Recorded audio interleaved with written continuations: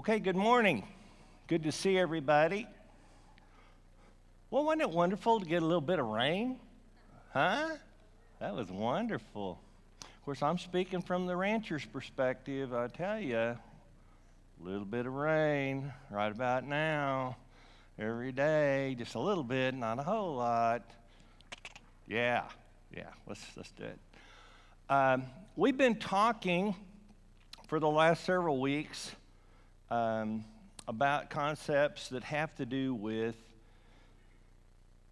the Bible and its account of things that have transpired since the creation, and then finding things in nature and in science and in mathematics and those types of things to be able to correlate what we are discovering through those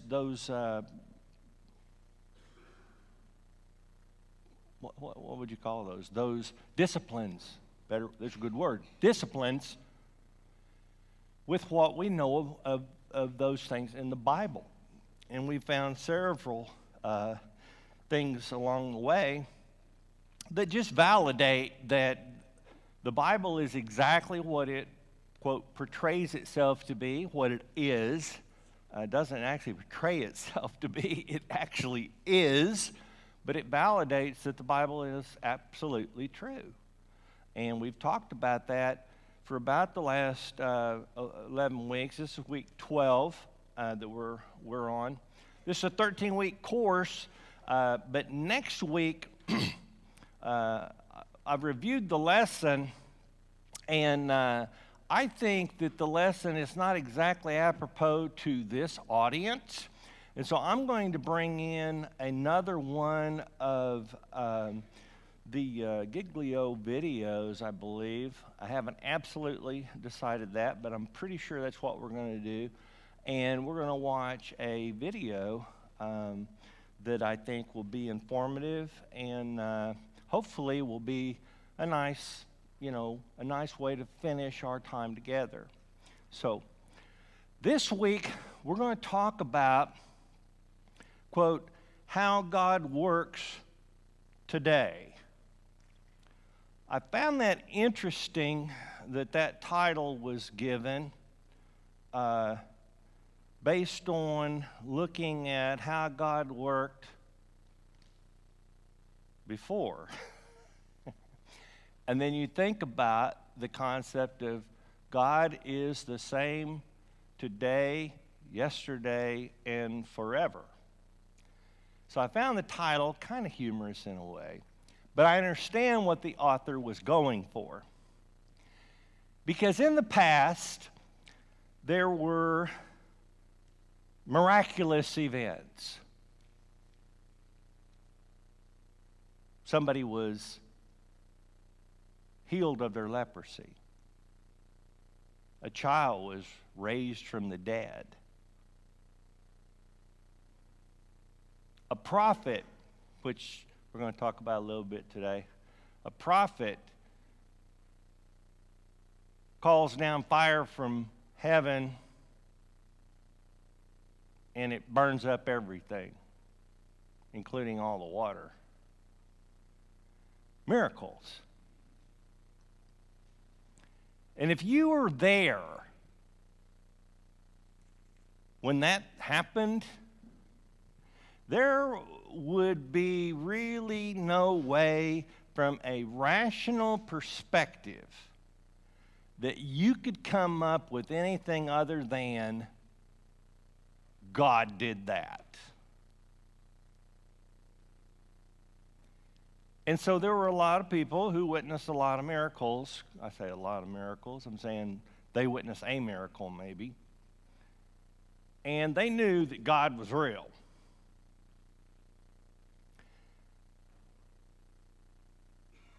We don't have that today, do we? Oh, daily Bible readers. Good. We don't have that today, do we?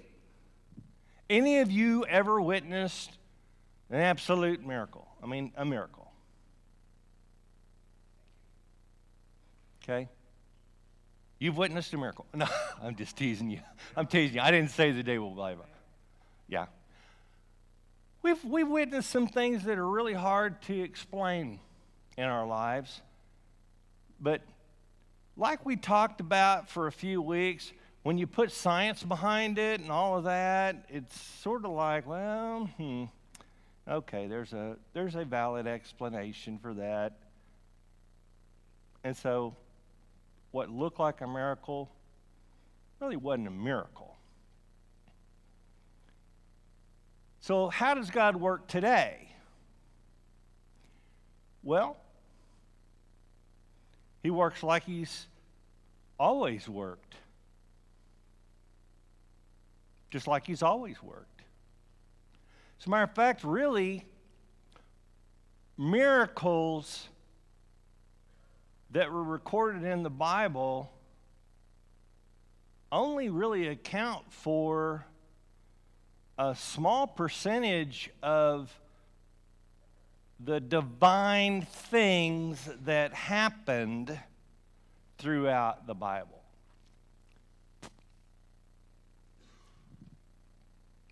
I find that interesting when you look at it in that perspective, because I think some of us, and I've even heard people here, we won't call any names,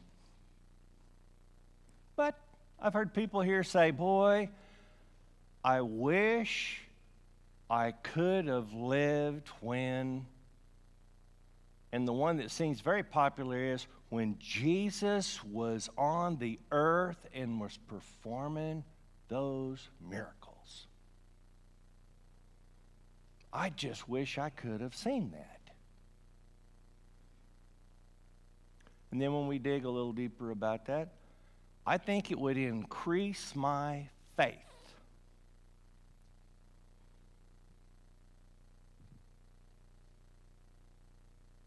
Well, let's think about that today. Let's think about this concept called divine providence, or the providence of God. What is providence anyway? Anybody happen to know off the top of their head what providence is? I mean, what? Okay. So in specific terms, it means to provide for. Provide, providence, providence. Yeah, it means God provides. That's what it means. God provides. I think David had it exactly right in the 23rd Psalm. I think that's what we're supposed to take away from the 23rd Psalm. The Lord is my shepherd, I shall not want. I will have no need for anything in my life because God will provide everything I need. I think that's what that's about. And so he's speaking to the providence of God there. And how wonderful it is for us to know that God will provide. He's going to provide. We can have faith that he'll provide. Now, in our lesson, we look at several people that we've looked at before. We look at the Esther story, and we look at the challenges that the Jewish people were facing at that time. And we look at how basically there are no miracles in that book. And yet, all throughout that book, what we would say today, miraculously, everything, quote, worked out. It just all worked out. Well, no, it didn't just all work out. God worked it all out. See, Esther was a Jewess. The king was looking for a, quote, new wife because the other wife had not been a, quote, good wife as far as he was concerned. He's looking for a new wife. And out of all the women he could choose, he chose her. Now, that's pretty interesting.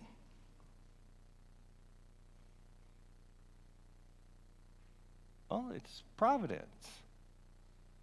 God chose her to be the one and made that happen. Well, then, her uncle gets into a bit of trouble because the guy that's wanting to overthrow the king lets a rumor out by accident that that's what he's got in mind. And her uncle Mordecai hears it, and he manages to chronicle it, and the king just happens to read it at the exact time he needs to read it. And the guy, Haman, who thought he was going to be able to put an end to Mordecai, has the gallows used against him. Well, how convenient. There just happened to be some gallows. And the bad guy happened to be the one that hung on him. How convenient. No. It's God's providence. I told you a couple of weeks ago that occasionally it seems like God might have kind of a sense of humor. I don't really think this is sense of humor, but it's just an interesting thought that justice prevails, and it makes us have this warm, fuzzy thing inside of us. Hey, the good guys win. Because we're told a lot of times the good guys can't win. Well, no, the good guys will win. Because that's God's providence.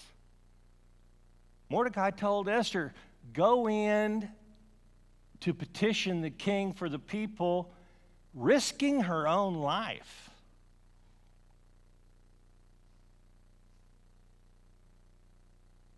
But instead of the king doing what he normally would do, frankly, and putting an end to her life, he lets her come in and talk to him and petition for the people. Providence. It's providence. We also looked at Joseph. I don't know, have we looked at Joseph through this lesson series? I don't remember looking at Joseph, frankly. I was trying to look that up. I meant to look that up. But we'll look at Joseph. Here you have a son of one of the patriarch fathers, one of 12 kids. Any of y'all one of 12 kids? That's a lot of kids. That's a lot of kids. And Joseph, because of who his mother was a favorite. Now, parents, you're not supposed to have a favorite. So this is not the moral of the story. You can have a favorite thing about every one of them.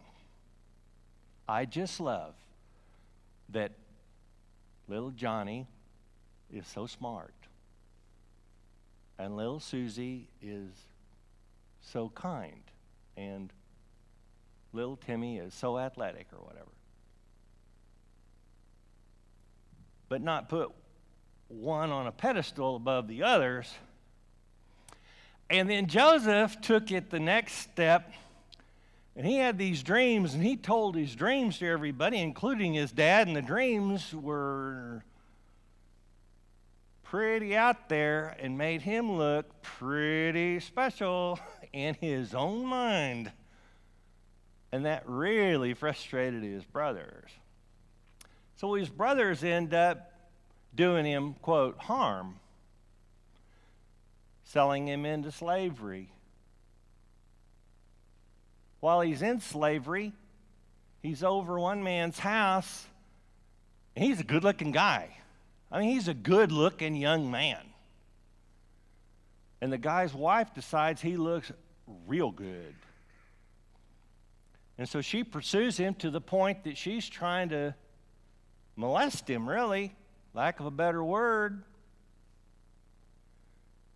And he's so committed to God that he flees, and she holds on to his cloak, and he has to run out of there with no clothes on. Now, when you're streaking along like that, anybody sees you, you're the guilty party, okay? You're the one that's done something terribly wrong here.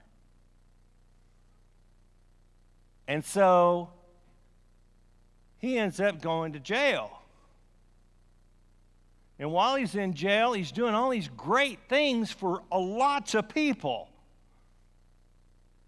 But everybody forgets how great a thing he did for them right about the time they have their situation improved, see?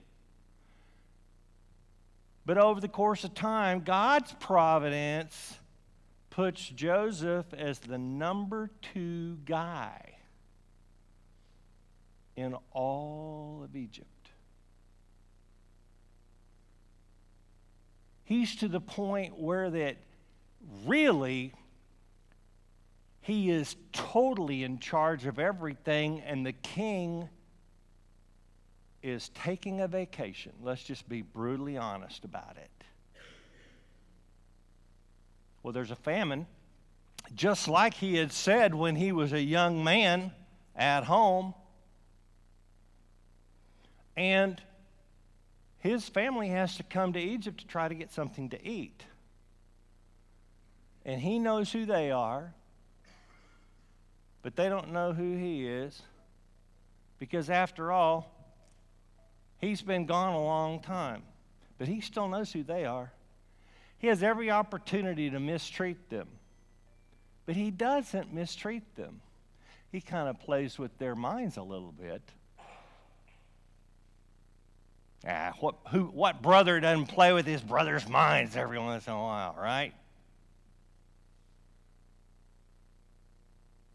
And providentially, he saves his entire family's life because God put him where he needed to be so that his family would survive that famine. God's providence.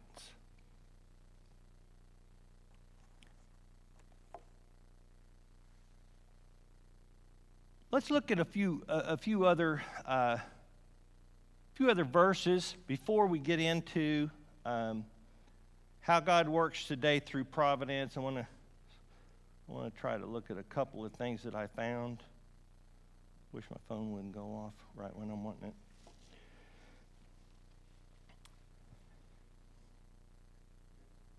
Yes.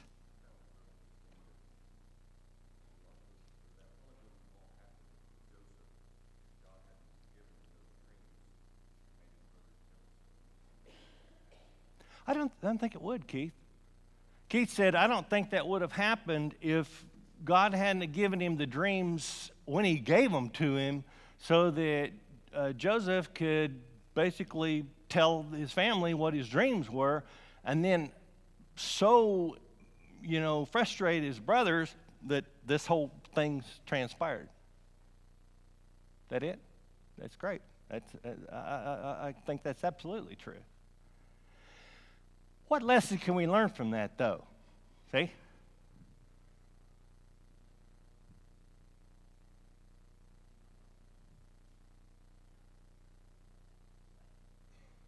Okay, we're going to really hit that hard at the end of our lesson, but you're exactly right. God's in control. It all works out according to his purpose in the end. There's a clause there that we're going to have to really focus on, though, because there's another piece at the end of it that a lot of people want to just kind of breeze right over. Let's take a look at a couple more. I already mentioned to you that, and I just love this story. That's why I want to bring it up. Elijah here, he's prophet of God, and he basically does a standoff against 150 prophets of Baal here in the Old Testament. And he starts just ridiculing them like crazy about, well, let's see your God do something special here. Let's just prove that your God is powerful. I want to see how powerful. So they do all sorts of crazy stuff. They're jumping around. They're cutting themselves. They are going crazy, trying to prove how powerful their God is. Elijah just keeps prodding them. Well, maybe he's gone on vacation. Maybe he might be sleeping. Maybe you need to just wake him up. He just goading them, all that. Finally, he gets into a lather, boy. They are just going nuts. But why don't you go around this chute here? Dig a big old trench. I want to all over I want you to fill with everything else. Make it as wet it down.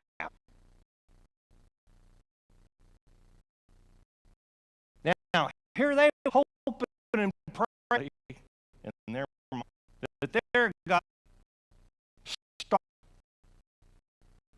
Right? I just want to kind of burning or whatever we know.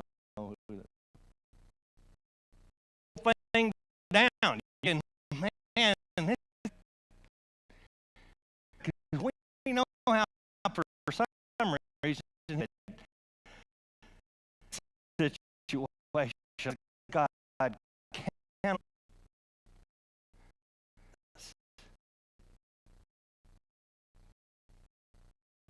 And Elijah's prayer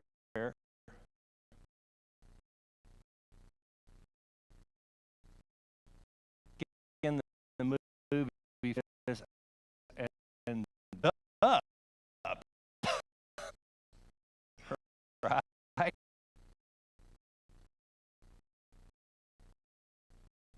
Sacrifice.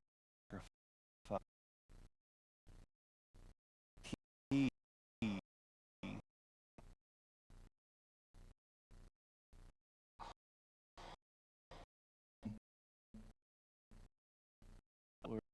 we're around.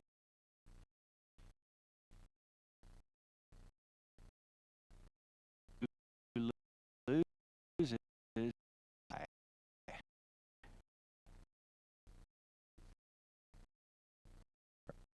prophet. Wonderful.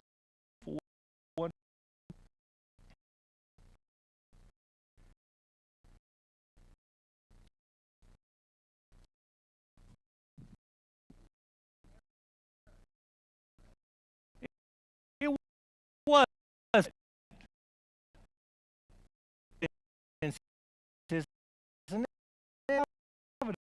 it? It's God and fire from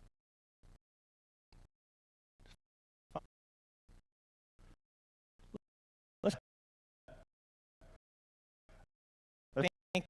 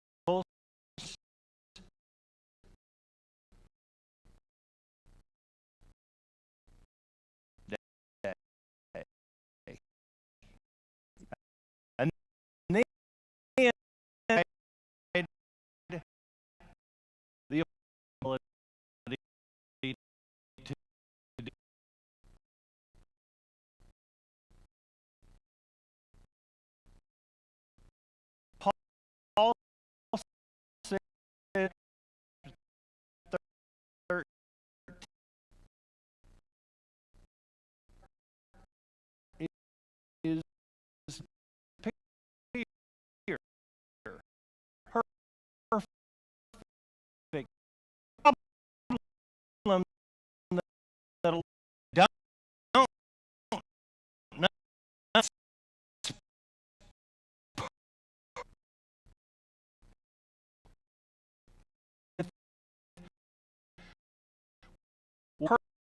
perfect what it is studying